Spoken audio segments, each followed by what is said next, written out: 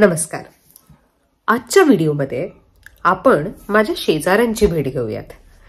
खरं मी जेव्हा इथे राहायला आले तेव्हा या शेजाऱ्यांचा मला इतका त्रास होता, कारण खूपच आवाज होता, एस्पेशली रात्रीच्या वेळेला, आणि झोप येणंच कठीण व्हायचं.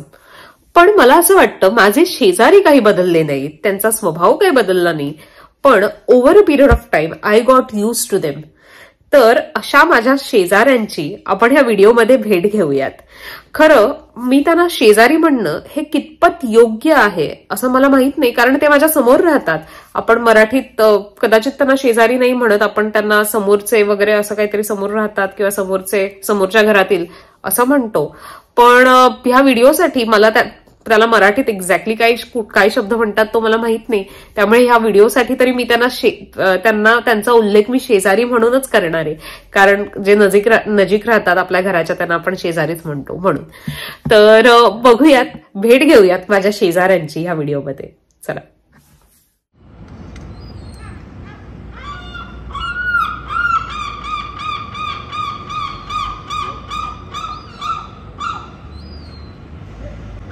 ऐकलत ना तुम्ही? हे आहेत माझे शेजारी. यांना सी गर्ल्स असं म्हणतात. मी ज्या भागात राहते, मी ज्या टाउनमध्ये राहते ते समुद्राच्या अगदीकच नजीक आहे आणि तिथे सी गर्ल्स यांचं प्रमाण जास्त आहे. सी गर्ल्स हे समुद्र पक्षी असतात. जसं मुंबईत आपल्याला कावळ्यांचं प्रमाण जास्त दिसतं, तसंच मी जिथे राहते तिथे सी गर्ल्स यांचं प्रमाण जास्त आहे. बरं, हे जे माझे शेजारी आहेत त्यांची ही 3 छोटी छोटी मुलं, अगदी गोड आणि गोंडस, अगदी काही दिवसांचे, काही आठवड्यांची असतील ही पिल्लं. अगदी लहान लेकरांप्रमाणे यांना फक्त घरात राहायचंय, आई बाबांची वाट बघायची आहे आणि सध्यासाठी फक्त ह्यांना झोपायचंय आणि आराम करायचंय. तसं बघायला गेलं तर इतर पक्षी आणि जनावरांप्रमाणे हे सुद्धा टेरिटोरियल असतात. म्हणजे स्वतःच्या भागात जर दुसरा पक्षी आला तर त्यांना आवडत नाही. हे दोघं जण अगदी आपली बॉर्डर राखायला बसलेले आहेत. उजवीकडची बाजू त्या उजव्याकडच्या पक्षाची आणि डावीकडचं घर ह्या माझ्या शेजारीचं. कोणीही जर त्यांच्या टेरिटरीमध्ये आलं तर ते त्यांना अटॅक करतात. तुम्ही बघालच या व्हिडिओच्या माध्यमातून की पक्ष्यांचे म्हणा, जनावरांचे म्हणा, माणसांचे म्हणा, ह्यांचे जे बिहेवियर्स असतात, जे स्वभावाचे जे छटा विविध दिसतात त्या सिमिलर असतात आणि आपल्याला या सगळ्यांमध्ये खूप साम्य असं दिसू शकतं. बरं, आतासाठी नाव लेट्स गो बॅक टू माझे शेजारी आणि त्यांची ही 3 गोंडस छान गोड गोड मुलं. मोगरा, जुई आणि जाई अशी मी यांची नावं ठेवली आहे. ज्या 2 सुंदऱ्या समोर बघत आहेत त्या जुई आणि जाई, आणि जे पाठ करून शेंडे फळ बसलंय ना ते आहे मोगरा. सध्या लहान आहेत, अजून उडायला शिकले नाहीयेत, त्यामुळे सध्या त्यांचं आरामाचंच तसं जीवन आहे. त्यामुळे जास्तीत जास्त वेळ ते इधर झोपतात तरी नाहीतर प्रीनिंग करतात. आपण कसं दैनंदिन आंघोळ करतो तसं प्रीनिंग पक्ष्यांसाठी आंघोळीसारखंच आहे. छान मसल स्ट्रेच करून झाल्यावर, पाय लांबवून झाल्यावर आता मोगरा छान स्वतःची प्रीनिंग करतीये. म्हणजेच काय तर स्वतःच्या चोचीने हे जे पंख आहेत ते ती साफ आणि स्वच्छ करतीये. This is the most common behaviour in birds, कारण पंख हे पक्ष्यांसाठी सर्वस्व असतं. थंडी, वारा, ऊन, पाऊस यांच्यापासून संरक्षण हे पंख म्हणजे फेदर्स करतात आणि त्यामुळे त्यांना ते रोज नियमितपणे नित्यनेमाने साफ करतात. हे म्हणजे त्यांच्यासाठी आंघोळच. आणि कधी कधी हलक्यासा पावसात कुठे कुठे जरासं पाणी साचतं, कुठे हलकंसं डबकं सारखं तयार होतं, तिथे जाऊन हे पक्षी पंख भिजवतात आणि मग पुन्हा असंच प्रीनिंग करून आपल्या पंखांना साफ करून पावसाचा आणि पाण्याने पंख साफ करून आनंद लुटतात. मोगराची आता प्रीनिंग झालेली आहे आणि आता मात्र मोगराला अतिशय भूक लागलेली आहे. आई काहीतरी खायला दे असं म्हणून मोगरा आपल्या आईच्या पाठी लागलेली आहे.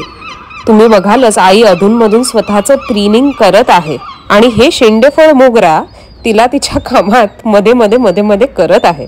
प्रत्येक घरातलं शेंडेफळ हे इतर भावंडांपेक्षा अति उत्साही असतं. त्याला सगळ्याच बाबतीत अग्रेसर किंवा पुढची भूमिका घेण्यास फार उत्सुकता असते. हे मी स्वतःच्या अनुभवातून सांगत आहे, कारण मोगराप्रमाणे मी सुद्धा एक शेंडेफळ आहे.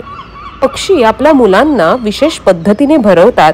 ते म्हणजे आधी ते स्वतः खातात धान्य, फळं, पानं, इन्सेक्ट्स, किडे वगैरे ते आधी स्वतः खूप खातात आणि मग जेव्हा त्यांना मुलांना भरवायचं असतं तेव्हा ते गिळलेलं अन्न पुन्हा तोंडात आणतात आणि ते मुलांना भरवतात. ते अन्न मुलांना पचण्यास सोपं जातं. जसं आपल्यामध्ये सुद्धा मुलांना जन्मतात 56 भोग देत नाहीत. आधी आईच्या दुधापासून मग हळूहळू खिमट, सत्व किंवा फळ अशी ग्रॅज्युअल आपण मुलांना पोषण त्यांचं आई करते. त्याच पद्धतीने ह्यांचं सुद्धा आहे. जाई, जुई, मोगरा अजून लहानच आहेत, त्यामुळे अजूनही मोठे होईपर्यंत आई अगदी नियमितपणे रोज सातत्याने काहीतरी खायला घेऊन येते आणि मग त्यांचं पोषण करते. जेव्हा आई घरट्यात नसते तेव्हा हे तिघही शांत असतात, पण ज्या क्षणी आई दिसते त्या क्षणी या तिघांची लगबग सुरू होते आणि त्यांची मधुर किलबिल सुद्धा ऐकू येते. जसं आधी म्हटलं की शेंडेफळ अति उत्साही असतात, तसं मोगरा आता आपल्या आई समोर आपल्या उडण्याच्या तालिमीचं जरासं प्रदर्शन करत आहे. अगदी दिवस रात्र मोगरा, जुई आणि जाई उडण्याची तालीम करत आहेत. बरं, आईचं मात्र लक्ष आहे बरं का. दूरवर बसून अगदी ती आपल्या मुलांवर लक्ष ठेवत असते की मुलांना कुठे पडत तर नाहीये ना, लागत तर नाहीये ना, किंवा कोण दुसरं इतर पक्षी त्यांच्यावर हल्ला तर नाही ना करत आहे. जाई, जुई आणि मोगराचे हे फ्लाइंग प्रॅक्टिस सेशन्स. जसं एखादं विमान आपल्याला रनवेवरून उडताना दिसतं, तसंच ह्या तिघांच्या प्रॅक्टिस सेशनला बघून मला काहीशी तशीच फिलिंग येत आहे. पण जाई, जुई आणि मोगरा अगदी निष्ठेने तालीम करत आहेत. बालपणीचे, आरामाचे त्यांचे दिवस आता गेले आणि आता त्यांचे कष्टाचे, निष्ठाचे दिवस सुरू झाले. बरं, नुसत्या तालीम नाहीत तर इथे त्यांची प्रदर्शनं पण सुरू असतात. मी असं करू शकते, मी तसं करू शकते असं भावंडांमध्ये नेहमी चाललेलंच असतं. तसंच काही ह्यांच्यामध्ये सुद्धा आहे. जाई मस्तपैकी आता वर गेली आणि आता खाली घसरून आली. हे बघा, असं वर चढायचं असं बहुतेक ती जुई आणि मोगरा यांना दाखवत असेल. अनेकदा जाई खाली पडली, पण शेवटी तिने ते छपराचं शिखर हे गाठलंच. आता जेव्हा कोणीच बघायला नाहीये तिथे, तेव्हा ती शांतपणे तिथेच त्या छपरावर बसलेली आहे. पण ज्या क्षणी जेव्हा तिची भावंड येतील तेव्हा तुम्हीच बघा, जशा जुई आणि मोगरा यायला लागतात तेव्हा मी या छपरावर चालू सुद्धा शकते असं म्हणून ती त्यांना दाखवायला लागली आणि हळूहळू त्या छपराच्या कडेकडेने तिथून चालायला लागली. घसरत का होईना तिचा तो प्रयत्न सुरूच होता. आणि ते पाहून जुई आणि मोगऱ्याला सुद्धा वेगळीच स्फूर्ती मिळत होती. आपल्याला सुद्धा जाईसारखं एके दिवशी नक्कीच करता येईल असा त्यांचा ठाम विश्वास होता. अगदी डोंबाराच्या खेळाप्रमाणे जाई अगदी वर तिथे बॅलन्स करत आहे आणि तिचे प्रयत्न खरंच वाखाणण्याजोगच आहे. दिवसभर तालीम करून दमून झाल्यावर आता जाईला छान झोप आलेली आहे. तिच्यासोबत जुई आणि मोगरा सुद्धा झोपलेत, पण ते खाली झोपलेत, त्यामुळे ते व्हिडिओमध्ये मला कैद करता आले नाही. दिवसभर मेहनत केल्यावर अशी शांत झोप लागते आणि थोड्याच अंतरावर आई सुद्धा झोपण्याचा प्रयत्न करत आहे. ती काही गाढ झोपलेली नाही आहे. पापण्या तिच्या उघडबंद होतच आहेत, त्यामुळे जर कोणी झोपेत असताना कोणी हल्ला वगैरे केला तर ही आई डेफिनेटली तयार असते अटॅक करण्यासाठी. जाई, जुई आणि मोगरा आता अजून थोडे मोठे झालेले आहेत. त्यांचे तुम्हाला आता थोडे थोडे सफेद पंख हे दिसतच असतील. अजून एका आठवड्यात मला वाटतं ते पूर्णतः स्वतःच्या पायावर उभे राहण्यास तयार होतील आणि आपल्या आई बाबांप्रमाणेच आकाश झेप घेण्यास सुसज्ज असतील.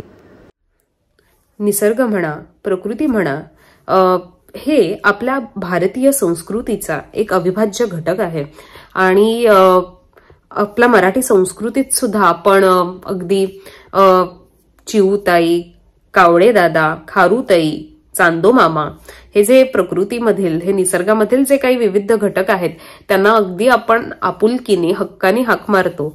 आणि तसंच आपलं एक आपुलकीचं, ह्या निसर्गाशी आपलं एक आपुलकीचं एक नातं आहे आणि अगदी आपण आपुलकीने त्या निसर्गाचा, त्या प्रकृतीचा आपण आश्रय घेतो आणि प्रकृती आणि निसर्ग सुद्धा त्याच मायेनं आपलं संगोपन करते. तर निसर्गाकडून शिकण्यासारखं खूप काही आहे. तर तुम्ही तुमच्या दिवसातून 10 मिनिटं काढा आपल्या स्क्रीन्स पासून, म्हणजे मोबाईल, डेस्कटॉप, टीव्ही, लॅपटॉप्स ह्याच्यापासून जरा 10 मिनिटं ब्रेक घ्या आणि निसर्गात तो वेळ निसर्गाच्या जवळ जाऊन स्पेंड करा 10 मिनिटं.